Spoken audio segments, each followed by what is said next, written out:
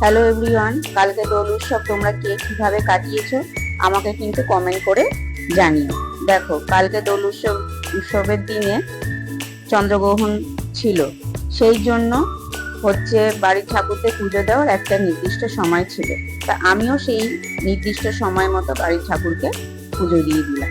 সকাল সকাল ভোর 5টার সময় উঠে সব ঠাকুরকে ফুল দিয়ে পুজো দিয়ে মিষ্টি দিয়ে খেতে দিয়ে দিয়েছি, কারণ আবার সেই সন্ধ্যেবেলা পুজো দেবো। তা সেই জন্য পুজো দিয়ে কিছুক্ষণ বসে থাকলাম। তারপরে সব প্রসাদ তুলে নিয়ে দুই গপুদের আমি ক্যাডবেরি ফিউজ দিয়ে বললাম, তোমরা এই দুপুর অব্দি সন্ধ্যে অব্দি খেয়েও, তারপরে তোমাদের আবার আমি খেতে দেবো। দেখো, পুজো দিয়ে যখন উঠলাম তখন অলরেডি 5:30 বাজে, ভোর 5:30। তারপরে গেটটা খুলে একটু ছাদে বেরালাম। ছাদে বেরিয়ে দেখলাম গাছে কত ফুল ফুটেছে, আর ছাদটা যেন একটা বাইরের পরিবেশটা যেন একটা শান্ত লাগছে, খুবই ভালো লাগছে। তারপরে পুজো দিয়ে এসে কিছুক্ষণ আবার একটুখানি শুয়ে পড়েছি। শুয়ে পড়ে আবার 8টার সময় উঠে ওকে চা দিলাম, আর আমি একটু গরম জলের সাথে বিটের জুস খেয়ে নিয়ে কিছুক্ষণ সবার সাথে একটু গল্প করার পরে তারপরে মেয়ে বললো, মা আজকে কিন্তু একটু সাদা আলুর তরকারি আর লুচি করবো। তা যাই হোক, মেয়ের কথা মতো সাদা আলুর তরকারি বসিয়ে দিলাম। বসিয়ে দিয়ে ময়দাটা মেখে নিলাম। নেওয়ার পরে মাই বললো, লুচিটা তাহলে আমি ভেজে দিই, তুই তাহলে অন্য কাজ কর ঘরে। তারপরে আগের দিন যেহেতু ও দিদি একটা কেক নিয়ে এসেছিল, সেই কেকটা আবার ছেলে খাচ্ছিল সকাল সকাল, তাই আমি বললাম তুই সকাল সকাল কেক খাচ্ছিস। আর ওদিকে আমার বড় যাতে মাংস রান্না করবে, সেই জন্য সব আদা রসুন কাটতে বসে গেছে। আর এদিকে আমি ওকে বলছি তুমি আগে জল খাবারটা খেয়ে নাও। তো বললো দাঁড়াও পরে খাচ্ছি। তা খেয়ে নিয়ে তারপরে মাংসটা ম্যারিনেশন করে রেখে দিয়ে তারপরে মাংসটাকে সেদ্ধ বসিয়ে দিল। দুবারে সেদ্ধ করতে হয়েছে, নইলে একবারে অসুবিধা হতো প্রেশার কুকারে। মাংসটা সেদ্ধ করে নিয়ে তারপরেই ও মাংসটা রান্না করবে। আর এদিকে একদিকে গ্যাসের মধ্যে ভাতটাও বসিয়ে দেওয়া হয়েছিল।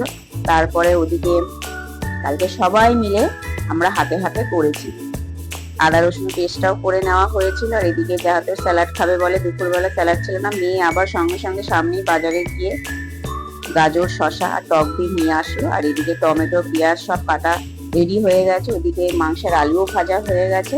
তা মেয়েকে বললাম তুই তাহলে স্যালাডটা কিন্তু কাটবি। তো ওদিকে মেয়ে ছেলে দুইজনই মিলে কালকে ছেলে মেয়ে দুইজনই স্যালাড কাটছি।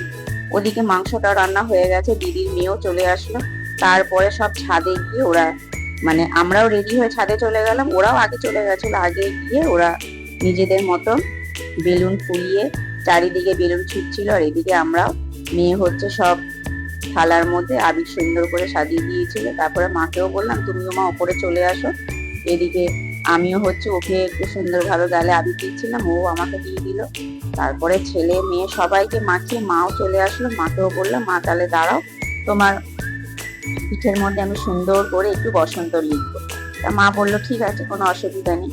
তারপরে তো দেখলে মেয়েকেও মাখিয়ে দিলাম, এদিকে মাকেও মাখাচ্ছি। আর এই বছর আবার কি করেছে জানো, আমার ছেলে মেয়ে দুইজনে রং আনতে গিয়ে এখন রঙের কিরকম বেরিয়েছে না, যে ওগুলোকে কি জানো বলো, রঙের বাজি। ওই রঙের বাজিটাও নিয়ে আসলো, ওইটাও সুন্দর করে আমরা মানে মানে চারিদিকে ঘুরিয়ে ছবি তুললাম, কিছু রিলস বানিয়ে। তারপরে সবাই ফ্রেশ হয়ে দুপুরে যখন খেতে বসেছি, মাংসের কালারটা দেখেছো, অসাধারণ কালার। দেখেই তো আমি আমার বরকে বলছি, ও হো তুমি যা কালার দিয়েছো। বলে কালার কি দিয়েছি, আমি কিছুই কালার দিইনি, লঙ্কার যা কালার। তখন আমি যে তাহলে তো ভালোই ঝাল হয়েছে। বলে তুমি খেয়ে দেখো, কোনো ঝাল হয়নি, আমি সবারটা ভেবেই করেছি। আর সত্যি কথা কারণ কেন বলছি, কেন ও কি ঝাল খেতে পছন্দ করে, তো আমি সেইটাই ভাবলাম যে অনেকটাই ঝাল দিয়েছে। বলে খাও না তুমি। ওদিকে আমার দিদির মেয়েও বলছে মানে কোনো ঝালই হয়নি, খেয়ে দেখো। তা সত্যি কথা খেতে বসেছি, তা খেয়ে দেখলাম না সেরকম ঝাল হয়নি, সবারটা ভেবেইও করেছে। আর এদিকে চাটনি পাঁপড় তো ছিলই, তা বেশ ভালোই লাগলো খেয়ে। একটা সবাই মিলে ভাত ঘুম দিয়েছি, কারণ কি বলতো এখন দেখবে দোল খেললেই একটা যেন ঘুম ঘুম আসে। তারপরে আইসক্রিম, একটু ঘুমের পরে একটু আইসক্রিম খেলাম, খাওয়ার পরে আবার ফ্রেশ হয়ে, যেহেতু সকালবেলা গপুদের আমি রং দিইনি আবির দিইনি, সন্ধ্যাবেলা গিয়ে আবার দিয়ে সব ঠাকুরদের আবির দিয়ে দিই। তা চলো, তোমাদের ভিডিওটা ভালো লাগলে কি করতে হবে জানো তো, তা চলো টাটা।